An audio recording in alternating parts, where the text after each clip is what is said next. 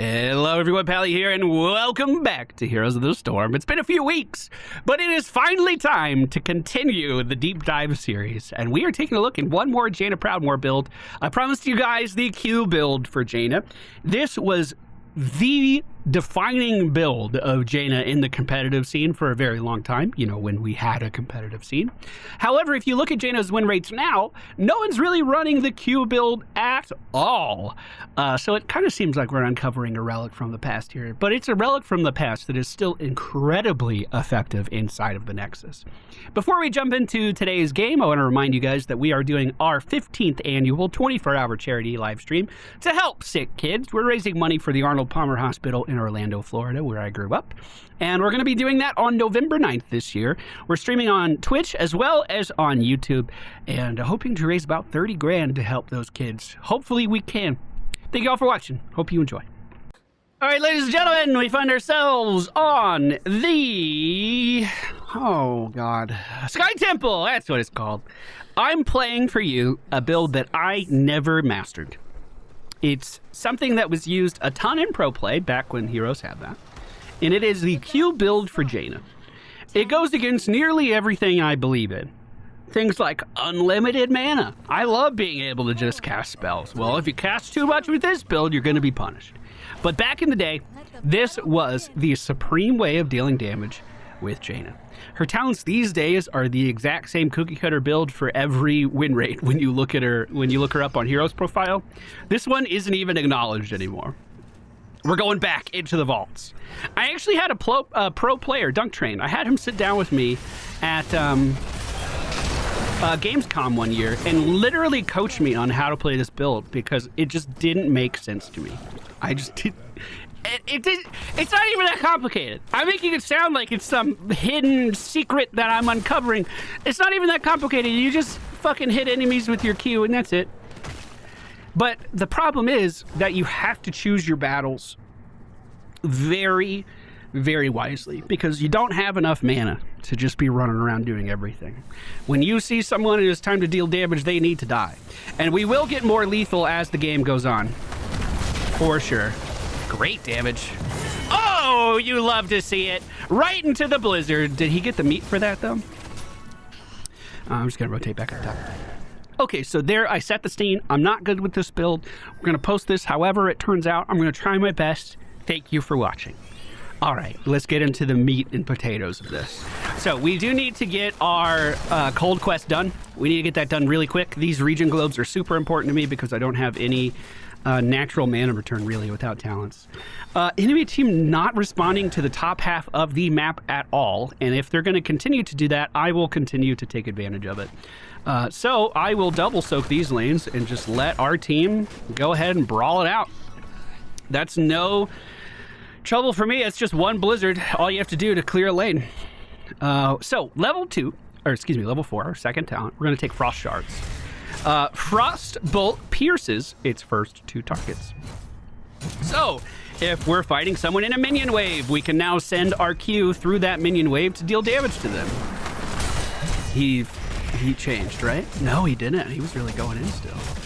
Hey, that could have been a good opportunity for me to get some free damage. I should have gone in harder. I don't really have any cooldowns at the moment. Okay, but now our Q can be used in team fights. If a tank is frontlining, we just send our Qs through that tank to hit the squishy people behind that he's trying to protect. Wait. What? I'm so confused. He definitely... okay. No. I'm not losing to the mind games. He was microing the other one, and then he swapped to it, right? There's no way he let himself just get that low on HP. I don't think he's doing mind games. I think I can beat this Samuro. Well, let's just start poking at him with the Q, right? It's coming off cooldown soon anyway. Let's keep poking. Which one's the real one? That one. Okay, maybe I am losing the mind games. First objective's coming up. I do have decent mana for it too, and I love that. I wouldn't say that my frost damage stacks are going particularly well. Samuro is a slippery target on the best of days, but when he swaps or makes clones or anything like that, he's removing my frost or chilled. He's removing my chilled status, which is such a pain in the ass.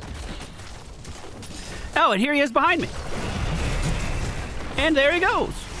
I don't have a sippy cup for 70 seconds, so I'm going to stay pretty far out on this fight. I'm not trying to go in super hard. However, if there is an opportunity for me to deal some damage, I'm going to try to do it. There we go. Decent Q through them there. Decent blizzard into a root. Maybe the butcher goes in and picks up the kill. We're going to get Ice Lance. I don't know what it does. I'll read it in a second. He just swapped. I'm fine. I'll just go back. Ice Lance, hitting a chilled target with Frostbolt reduces its cooldown by 1.5 seconds, and this is the kicker, restores 10 mana. This only takes 30 mana to cast. So, if we are able to get a chill on someone and then hit them with Q, we can now start rapidly spamming out our Qs, theoretically, without expending too much mana. I would love to get a big tanky dude like Diablo alone by themselves, so I could just continuously send out these Qs. Oh, too far. Oh, fuck me. Oh, fuck me. I'm sorry. I'm sorry. Please let me live. Let me live. Just let me live. Let me live. All right. So that was me playing Jaina. That's just gonna happen. I'm sorry. I'm sorry. I'll leave. We'll just head back. We'll pretend that one didn't count. We'll run it down again. Enemy team is getting pretty organized up top. Half of the objective has already been done. Fox is trying to hold on Diablo as he jumps away. That Samuro splits as well. We have arrived, and I would like to move on to the objective. Is that the real one? I suppose it was. I'll stand here. I can do that. There's not really even minions for me to fight just yet. Get out of here, stop!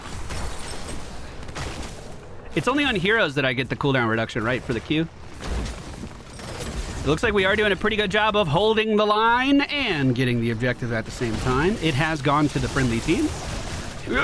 I'm literally just trying to walk away. Let me walk. Once we finish our quest, which we are a little less than halfway done, those moments are a bit more survivable for us because we will have Ice Block unlocked. But basically, if a whole team appears around me, I'm kind of fucked. That's a positioning issue.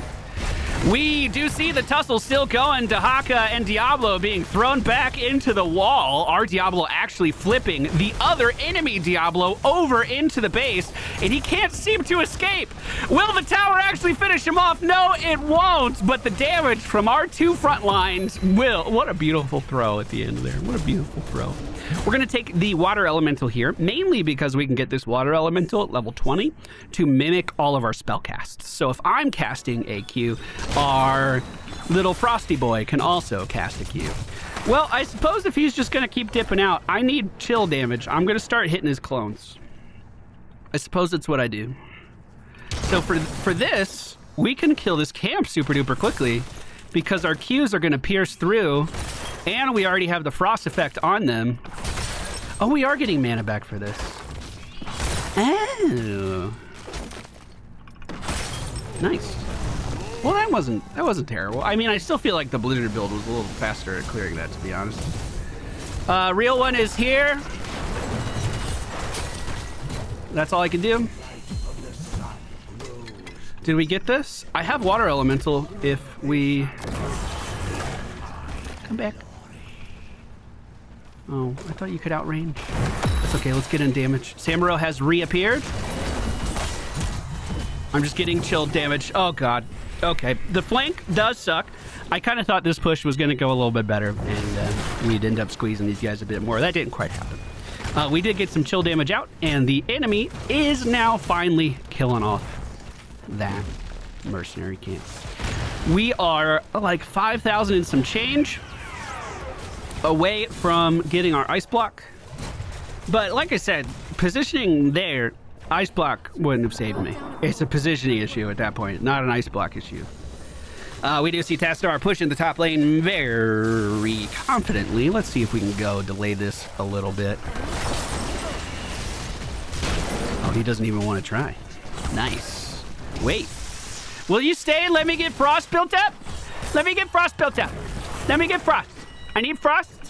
Tassadar, can you stay? Tassadar. And that's what this build excels at. If you find someone that's isolated, holy shit, you just melt them. If you can actually duel someone, you just melt them. If you can position in team fights to do exactly what I just did, you'll still continue to melt them. For some reason, it's just so much harder in a team fight. We are going to push this out. Maybe one more wave. 13 is here, and we're going to take Icy Veins. This is a very important ability for us. Oh, they're on boss. Hold on. Pretty far into boss. Activate to make Jaina's basic abilities cooldown recharge 200% faster. So now we can use this and just kind of casually throw out our Qs.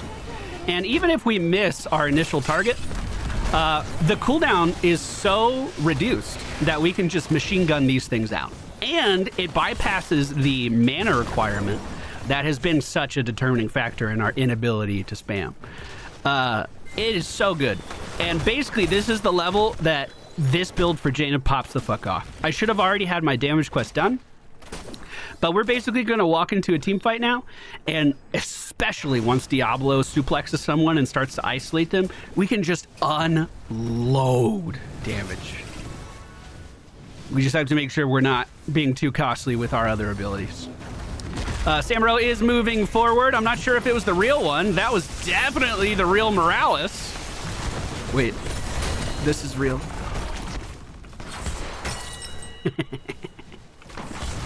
Oh, just missed. All right, we'll rejoin the team now. Tassadar seems to be laying down a little bit of zappy stuff in the lane.